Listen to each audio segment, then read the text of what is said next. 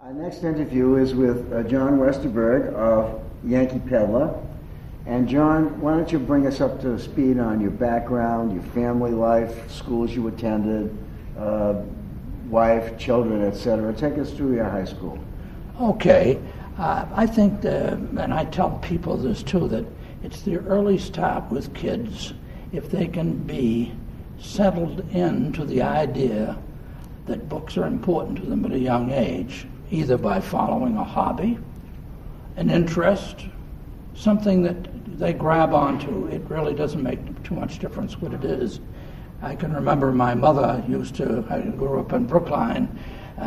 She used to go into the Morgan Memorial on Saturday mornings and cull over the leavings of Beacon Hill's group of people that were doing off with their books. And they'd be loaded onto a dining room table in the house, and other members of the family would come in and make their choices of what they liked. And this was the idea of acquiring. And I can remember another time where I was reading Baseball Joe, and she found at Christmas time surprised me with the 10 other copies to the book, so that poor Joe could at least only lose one game through all 12 volumes. But it was inspiring reading for its day. And all these things, I think, contribute later on to processing you to what your interests are going to be. It develops a curiosity.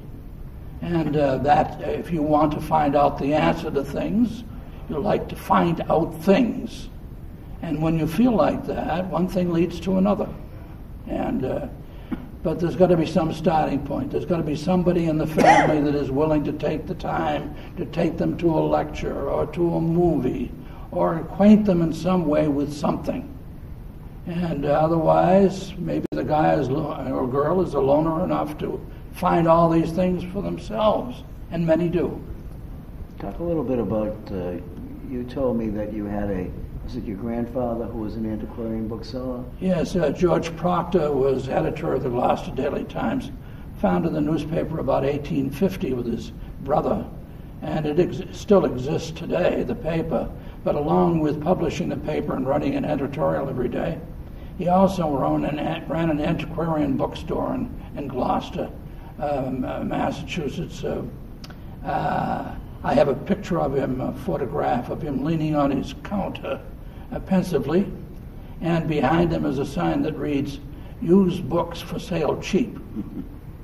I don't know whether I was inspired by the cheap idea so much or not, but at any rate, there's something in my genes perhaps that is duplicated. I like to think so anyway. He wrote 2 books that were of Gloucester fishermen that became part of Howe's U.S.iana. Right. When did you first get the book bug? I started, I think, with Uncle Wiggley's before I could read. And there was a caption at the bottom of the pictures, and each picture brought your father into the adventure. And I loved it so much, I memorized all the material down below, the caption, so I know where to turn the page. And so I think early on sometimes things grab a kid that he doesn't know why he likes it so much, but it appealed, I think, and it led, of course, to other books of the period. My mother bought in the midst of a depression a set called The Book House that we're all familiar with. Yeah. And that was read to thoroughly at different occasions. It was sort of a graduated book from nursery perhaps to high school, and I still remember a lot of those stories that were read to me. So I think that exposure is a very important thing. Of course, there weren't the other influences around us. What if there had been television? What if there'd been computers? Yeah. What about all the other things that could have been around at the time? Would I have felt the same way? We don't know, but we have to think about that today, don't we? Yeah, we do. When did you go into the book business? Well, I was in the book business before I was in the book business because I was with Encyclopedia Britannica for 10 years. Uh-huh. And the peddling instincts led me into an awful lot of homes where I began to accumulate sometimes more books than I was selling. And I can remember Hurd's book of American Values. I remember that. I bought a book of that, and we'd go out antiquing, and I took my Hurd's along with me, and all of a sudden, at an antique shop, I'd see a book for $3 or $4, and my gosh, Hurd had priced it at $25. I said, this looks like a pretty good business, possibly. Didn't know how I was going to get into it, but it looked good. Then all of a sudden, a couple of my cohorts from the Rochester office ran into a whole attic full of books and were able to buy them. And I live on the lake shore and had a nice old house, and they said, John, we'll use your setting down on the lake. Run an ad that says century-old house disposing of. Run them off the porch and see what happens. We'll leave it to you to price them, and we'll give you a 60% commission. So we did this, and it was an enormous success. It worked out where I remember Craig Ross bought a copy of the Luther Bible, and he seemed very happy about it. And of course, I was happy, but I could have been a lot happier if I hadn't probably sold it at that time for lack of knowledge. But then after I had that experience, all of a sudden, a man in Baldwinsville had retired permanently from working at GE, where he had been a part-time bookseller and engineer, and left 23,000 books in this beautiful old house in Baldwinsville. Wow. The family wanted to get rid of the books, and they didn't know what to do. They'd put it up for sale, and they didn't get good enough offers. So I went down with my lawyer and took it on a 60% deal that I'd already tried out on the previous occasion. And so what happened was we had to build a shop. And then the books came up in huge 18-foot vans with Boy Scouts and station wagons in back of them. And they simply took the books, fireman's carry, and carried them into the shop. And it's the first time that Catholicism was next to occultism. At any rate, we spent a year or more sorting the books and repricing them and learning from them. And that started us off in Pulteneyville at the time. And up in Vermont? What's that again? Pulteneyville, Vermont? Pulteneyville was the start of it. It's on Lake Ontario. And it was a driving place for beauty. Oh, yeah. Right along the lake there. And so we had a lot of customers that made regular stops there when I went out for their weekend drive. And then, of course, in the wintertime, it got a little barren. And I started doing catalogs at that time, which were successful. And as my son got older and got into high school, he started hand coloring engravings. Did a pretty good job, too. So that's kind of how it all started. And I got wonderful people to help me, and it was the thing. We did very well at it. So that was my way of getting into it. I think it was lucky. The guy had very good books, too. Excellent military histories. Great books on Kentucky, as I remember it. He'd originally come from there. Approximately when did this happen? What was the year? Oh, about 68, 69, 70, in that period. We're celebrating our 40th anniversary on November 20th. But it took about a year to get going, to be in position. Where were you before? You're in Rochester now? No, I still live in the same place, but we have a shop in Rochester, okay, at Village Gate. And we lost our shop in Ontario when it burned down in 2003. And sad event. So we had to rebuild, and of course we lost about 50,000 items. And we decided just to stay in it, and it's taken about 10 years, I think, to accumulate enough stock to feel that we're in business again. Did you retain your customer base? Some of it, but some of those people are doddering now. They're selling books back to me. Well, that's good. I see a lot of my books with my same pencilings in them. Really? Yeah. Well, so it's the kind of them to remember. And they got a good deal out of it because they used the book and then sold it back to me. So their reading and use didn't amount to a hill of beans as far as cost. That's true. That's true. Okay. So you've really always been in the book business, in a sense. I've been selling books for 50 years. Of course, I was in the Merchant Marine previous to that time, and in the Navy.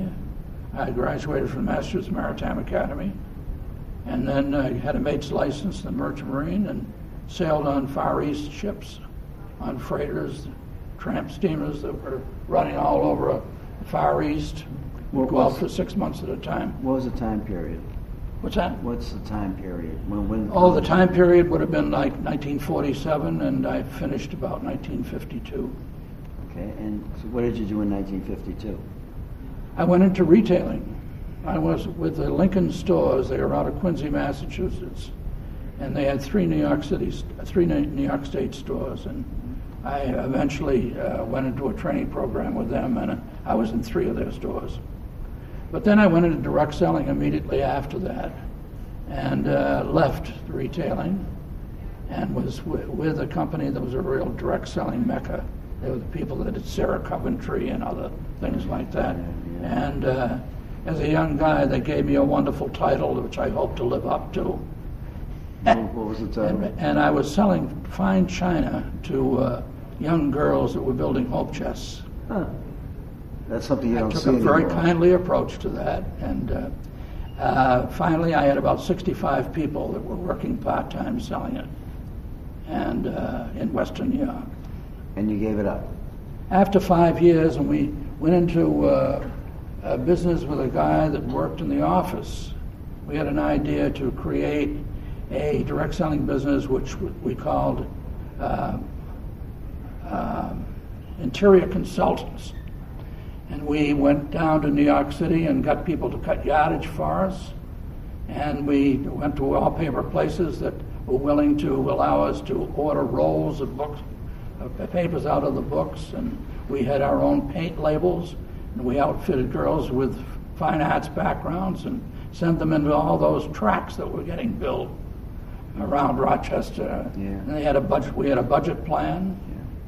And we did pretty well with that, and we got out of it after 5 years. There wasn't enough financing to develop into adding furniture and other things to go along with it. It was a good experience, and I don't think I've ever failed at anything, but not everything succeeds either. Mm-hmm. And so after that, you went into the book business? After that, I was with Britannica. And you sold Britannicas for 10 years, did you say? I was with them 10 years. So how old are you now? How old would you have been when you started in the book business on your own? 44. So you're sort of right in the middle of the age group that we are right now. Yeah. Oh, yeah. Well, it takes time to get smart, I guess. Talk a little bit about some of your recollections of the early years that you were in the trade. Some of the people who mentored you, some of the people who you respected and looked up to, some of the people that you thought were really knew what they were doing. When I decided perhaps to get into this deal that we talked about, the 60-40 deal, I approached Craig Ross down in south of Rochester, who had been in the book business a long time, and I told him about the deal, and he said, I don't think you can lose. If he's got very good books, I would say go ahead with it. What have you got to lose? So I think that he was instrumental, at least from the book seller's point of view, to influence me to get into it. I feel that when I joined the ABAA, I asked Morrill and Goodspeeds to recommend me. Strange gift. And speaking about people that influenced me, and Morrill I had a lot of respect for. He was a terrific guy and really knew his stuff. Absolutely. I admired him. He always settled in on prices where you could do business. Goodspeed was a little bit more lofty. I remember meeting him. He said, well, John, we're going to meet you and recommend you. I want to talk to you personally and so forth.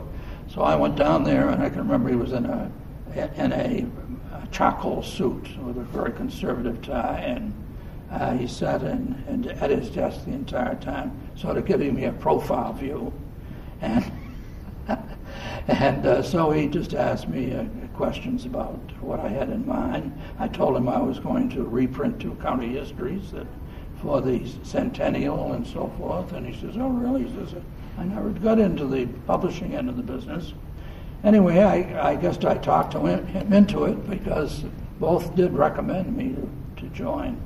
And I did publish my books, and we were, I think at that point, remember we were meeting at Copley Plaza over there at the beginning, Yes. Mike. It was Yep. such a nice place. That was beautiful. And it was a kind of a beginning apex for me. We did well at shows. And I think it's because we were not really completely familiar with prices. That's helpful. Everybody loved our booth. Oh, yeah. Everybody The new was kids charming. on the block. But after all, it put us on our feet. That's right. And you learn. That's right. And not only that, we also learned that there was some very good material in Rochester. Excellent material. Of course, Rochester has an interesting history, so it adds up that whether it's Frederick Douglass or somebody else, there's a story to tell, and many of those books are lying around still, the Mormons and whatever, all the peculiar religions that developed around upstate New York. It's a fun place to live and find books, and there's still plenty of material there too. I think you're pretty much on your own in this business too. We were talking about this earlier. Each guy has to go kind of his own direction that he feels comfortable with. And my feeling is that I don't want to lose those eager kids that walk into my store who want a copy of Marcus Aurelius, but the only copy we have is $175. Because they're going to say, "Well, gee, I guess I'm not ready yet." I want to have that paperback that I can slip to them for $6. Maybe they're going to come back again. Yeah. You know? Just don't know. And so I try my best to find the best books I can. But we can't stop taking great classic literature and make sure that it's represented in the store. And I don't put everything online, but we put books online that we feel should be there, and we try to price them accordingly so we can sell them. What percentage of your inventory do you have online? Oh, I'd say probably about 30% now. Are you continually adding? Oh, yes. What we're doing is we're setting up warehouses with every book in the warehouse online. Wow. And then it becomes a selling place. And it's all arranged either by dates or one way or another. And I have a gal that just does the setting up and does the locating when we sell a book. But it is true that a lot of books, too, are in the shop that are online as well. And we use that yellow slip business of pulling out the slips when we sell them. But the other books are really protected, and we don't have any more room. So I'm just going to add a warehouse as I need it. What do you feel percentage of your business breaks down? How much to libraries, how much percentage to collectors, percentage to other dealers? Smaller percentage to dealers now because our contact with shows is less, I think. I would say probably 10 or 15% to dealers now. The shop probably handles 30%, 40%. So that's 50, and the other 50 is probably the internet, something of that nature. And of course the internet thing is growing because we're adding books all the time. And the advantage, of course, if you're adding on 20 and 30 and 40 and $50 books, even though the field is crowded a number of times. I mean, if there's 200 or 300 books already on it, I don't bother with it. But if there's less than 50, and a lot of the less than 50, if you look through the list, is junk. It's an excellent book, but the front borders are a little bit loose, right. And da-da-da-da-da-da. So if you look through the list, if they're described as good or not at all, it may eliminate it, so your competition is 10 books. Pretty much.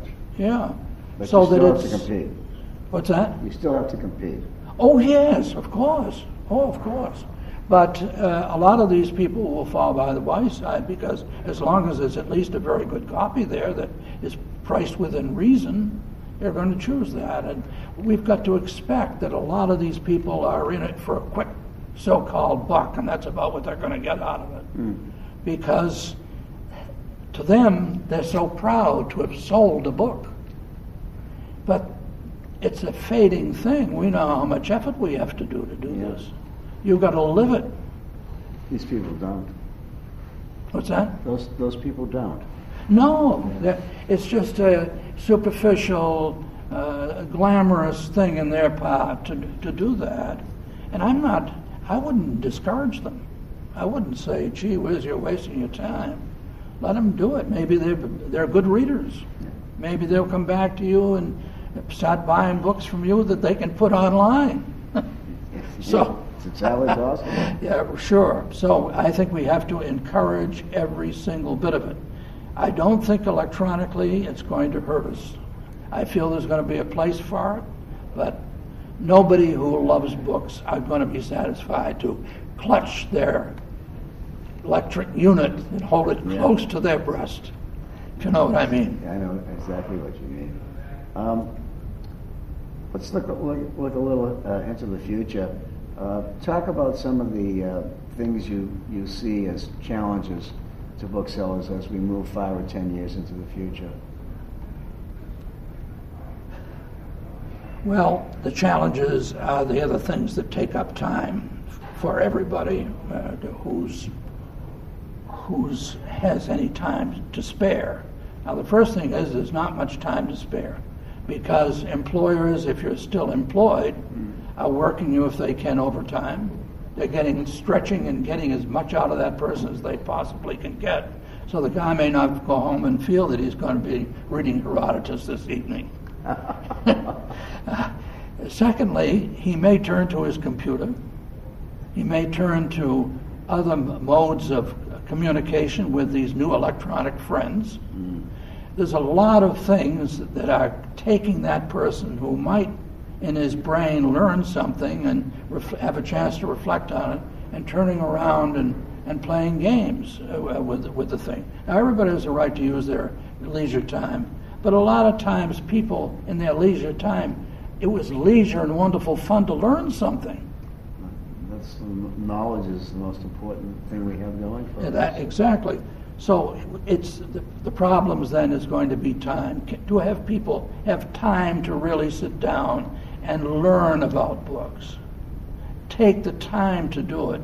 When I first started, I'd buy a box of books, bring it into my garage, take out my Reader's Encyclopedia, and go through every single author of those books and read their bios to see what I thought of them to begin with, as somebody else did. Start to make a separation and a sort of names I didn't know. But this all takes kind of time. You've got to like doing it. If you don't like doing it, it's just tedious. I would hope that people in the trade like the trade. It's been said that we are a dying trade. We are a trade that's top heavy and old to people. Where are the young booksellers coming from? Is there a future for this trade? I think there's a lot of young people that would like to get into it. We have a new one in Rochester that has got all the attributes of being a person sincere and wanting to do a good job, but he's still starving. I try to help him. I turn over leads to him and all kinds of things to build his stock where he can. And but particularly at this time of this recession period, that's another thing, of course, that's cutting into it. These are all the things we've talked about that are saying, no, don't do books. 40% of the people in the United States today don't read. So, I mean, all those factors we're up against, but books have been here for thousands of years in one form or another, and I can't see where communication is going to stop, really. It may be a slightly different form, but people want to see and handle the thing that they love. If they really love George Henty and can remember reading in times of terror, they're going to want to keep those books. you know? I agree with you 100%. It's a wonderful trade, and I hope that we're around for a long, long time. How old are you now, John? 84. 84 years young? Sure. Mike, I'll race you to 90. John, thanks very much. Great interview. Okay.